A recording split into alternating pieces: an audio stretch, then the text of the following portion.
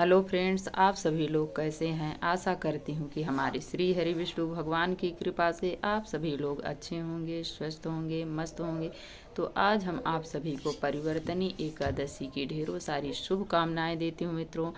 तो आप सभी हमारे वीडियो पर बने रहिए ताकि आप सभी को पूरी विधि समझ में आए। और यदि आज अभी तक आपने हमारे चैनल को लाइक सब्सक्राइब नहीं किया है तो तुरंत आप जल्द से जल्द हमारे चैनल को लाइक करें, सब्सक्राइब करें और बेल आइकन को प्रेस कर दें ताकि हमारे आने वाले वीडियो का नोटिफिकेशन आप सभी तक सबसे पहले पहुंचे। तो चलिए वीडियो को शुरू करते हैं। तो सबसे पहले यही बताएंगे मित्रों कि ये जो परिवर्तनी एकादशी है ये 14 सितंबर दिन शनिवार को पड़ रही है और इस दिन हमें सुबह जल्दी उठना चाहिए और अपने नित्य कर्मों से निवृत्त होने के उपरांत हमें जल्दी से स्नान करना चाहिए।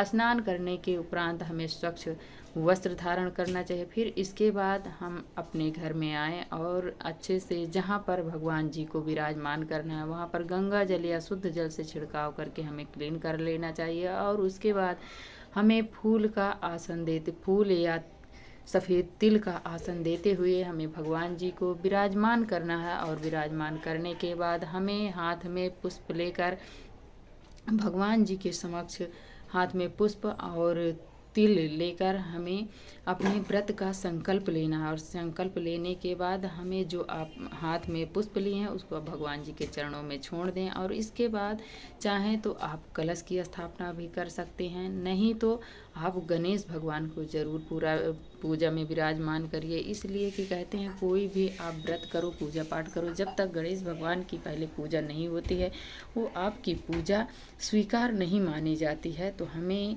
ज़रूर गणेश भगवान को विराजमान करना चाहिए।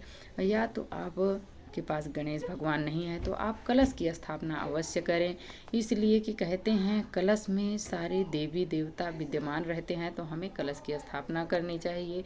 तो देख सकते हैं तो हमारे पास गणेश भगवान है तो हमने फूल और तिल का आसन देते हुए गणेश भगवान को विराजमान किया है। और विराजमान करने के बाद एक लोटे में आप जल लें और जल में एक पुष्प लें। पुष्प की सहायता से आप ऐसे फूल की सहायता से पूरे अपने चौकी पे छींटा लगाएं, शुद्धिकरण करें। इसके उपरांत हमें गणेश भगवान को सिंदूर का तिलक करें या पीला चंदन हो तो पीला चंदन, नहीं तो गणेश भगवान को पीला सिंदूर चढ़ता है तो हमें पीला सिंदूर चढ़ाएं। यदि नहीं है आपके पास तो रेड भी चढ़ा सकते हैं। तो हमारे पास रेड है तो हमने यहाँ पर रेड सिंदूर गणेश भगवान को लगाई हूँ।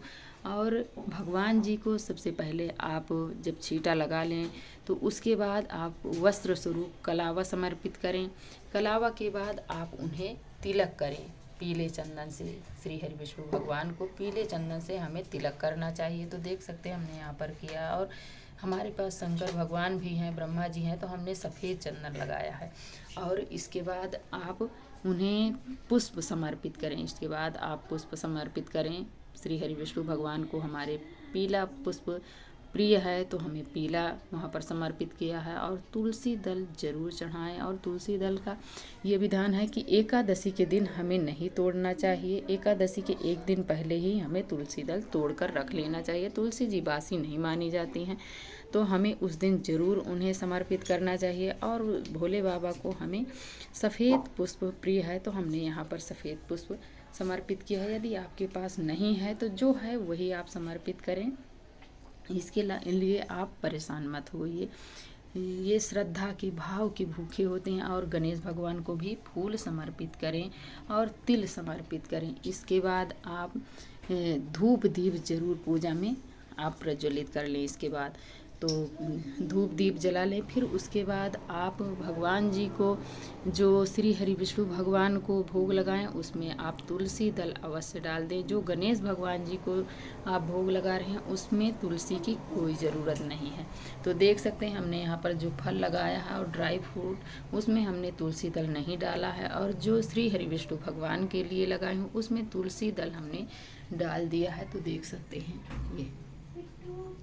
और यहाँ पर फल फ्रूट में भी आप तुलसी दल जरूर डाल दीजिए। इसलिए कि कहते हैं जब तक तुलसी दल नहीं पड़ती है हमारे श्री हरि विष्णु भगवान उस भोग प्रसाद को ग्रहण नहीं करते हैं। तो हमें ज़रूर डाल देना चाहिए और जल हमें अवश्य रखना चाहिए। तो देख सकते हैं हमने जल में भी डाला है। और इसके बाद हमें पूजा में रही कमियों को दूर करने के लिए हमें दक्षिणा जरूर चढ़ाना चाहिए। इसलिए कि कहते हैं बिना दक्षिणा के हमारी कोई भी पूजा संपन्न नहीं मानी जाती है मित्रों। तो हमें उस दिन जरूर चढ़ाना चाहिए। और इसके बाद हमें भगवान का पूजन विधि विधान से करने के बाद आप हाथ जोड़कर यही प्रभु से प्रार्थना करें कि हे नाथ, मेरी पूजा में जो भी कमियां हो त्रुटियां हो उसे आप क्षमा कीजिए प्रभु। मैं तो एक इंसान हूँ, मुझसे कुछ ना कुछ तो त्रुटियां रह ही जाएंगी, लेकिन आप तो प्रभु मेरे परम पिता परमात्मा हैं। आप इतने दयालु हैं, इतने करुणामय हैं, आप ज़रूर समर्पित करेंगे। तो ऐसे हमें भगवान जी से बोलना है। और उस दिन हमें श्री हरि विष्णु का उस दिन जितना से जितना ज़्यादा हो सके उतना नाम का उच्चारण करें और माला करें, भजन कीर्तन करें। उस दिन का कहते हैं किया गया दान पुण्य कई गुना बढ़कर हमें फल देने वाला होता है। और ये व्रत को करने से कहते हैं कि आपके जो किए गए पाप हैं वो सब नष्ट हो जाते हैं। तो हमें ज़रूर एकादशी का व्रत करना चाहिए। और कहते हैं कि इस व्रत को करने से अश्वमेघ यज्ञ का पुण्य फल प्राप्त होता है। जो बड़े बड़े संतों को नहीं मिल पाता है वो फल एकादशी का व्रत करने वाले को प्राप्त होता है। तो हमें इस व्रत को जरूर करना चाहिए। और उस दिन हमें विशेष ध्यान रखना चाहिए कि हमें अन्न का प्रयोग नहीं करना है, हमें चाय दूध फल का प्रयोग करना है। और आपके द्वार पर आए हुए अतिथि को भी फलाहार करवाना है, उन्हें अन्न नहीं देना है। अन्न का भोग प्रसाद हमें उन्हें नहीं ग्रहण कराना है, फल हमें खाना है, फल का ही भोग उन्हें ग्रहण कराना है। और इस दिन हमें जितना से जितना ज़्यादा हो सके हमें फल का दान करें, अन्न का दान करें, जल का दान, अन्न का नहीं दान करना है, भूल हो गई है, जल का दान करना है, वस्त्र का दान करें, जूते चप्पल का दान करें, पैसे का दान करें, स्वर्ण का दान करें। जो भी आपकी इच्छा हो, आपके सामर्थ्य हो, वो आप उस दिन दान पुण्य जरूर करें। और निंदा चुगली चोरी चकारी हमें उस दिन नहीं करनी चाहिए, बिल्कुल नहीं करनी चाहिए। नहीं, हमारे व्रत का जो पूर्ण फल है वो हमें नहीं मिलेगा और हमारे व्रत में खंडन होगा। तो हमें इसका उस दिन विशेष ध्यान रखना है। और इसके बाद हमें भगवान जी की आरती ज़रूर करनी है। तो सबसे पहले हमें गणेश भगवान की आरती करनी है। तो जो आप कोई आरती याद है तो आप आरती करते समय ज़रूर बोलें, यदि नहीं आती है तो कोई बात नहीं है। फिर गणेश भगवान की करने के बाद आप श्री हरि विष्णु भगवान की आरती करें। ओम जय जगदीश हरे स्वामी, जय जगदीश हरे। ऐसे हमें भगवान जी की आरती करनी है। और आरती करने के बाद हाथ जोड़कर हमें भगवान जी से क्षमा याचना करनी है। और इसके बाद हमने जो यहाँ पर फल फ्रूट भगवान जी को भोग लगाया है, दीपक को शांत होने के बाद हमें उस फल फ्रूट और मिष्ठान को अपने घर परिवार में वितरण करके हमें भोग प्रसाद हमें भी करना चाहिए। और जो लोटे में आपने जल लिया है इसको सूर्य भगवान को अर्घ दे दें। फिर इसके बाद ऐसे ही हमें शाम को भी भगवान जी की धूप दीप जलाकर हमें आरती करनी है। और जो भी आप फलाहार अपने लिए बनाएं उसे भगवान जी को ज़रूर समर्पित करें। और उस दिन कहते हैं कि एकादशी के दिन हमें शयन नहीं करना चाहिए, रात्रि जागरण करना चाहिए। तो हो सके तो आप ज़रूर रात्रि जागरण करें और भजन कीर्तन करें, नाम का उच्चारण करें, माला करें, ध्यान करें भगवान जी का।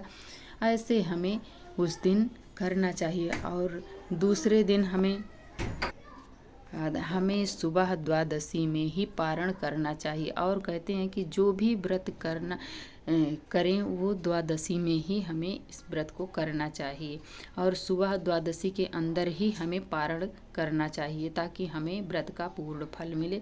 तो ये व्रत का पारण का समय है 6:06 से लेकर 8:34 तक है। तो हमें इसके अंदर ही पारण कर लेना चाहिए। तो ये वीडियो आप सभी को कैसी लगी मित्रों? यदि थोड़ी भी अच्छी लगी हो तो हमें लाइक सब्सक्राइब करना ना भूलें और प्यारा सा कमेंट लिखकर हमें ज़रूर बताएं कि ये वीडियो आप सभी को कैसी लगी। और वीडियो देखने के लिए आप सभी को बहुत बहुत धन्यवाद मित्रों। राधे राधे, जय श्री कृष्णा।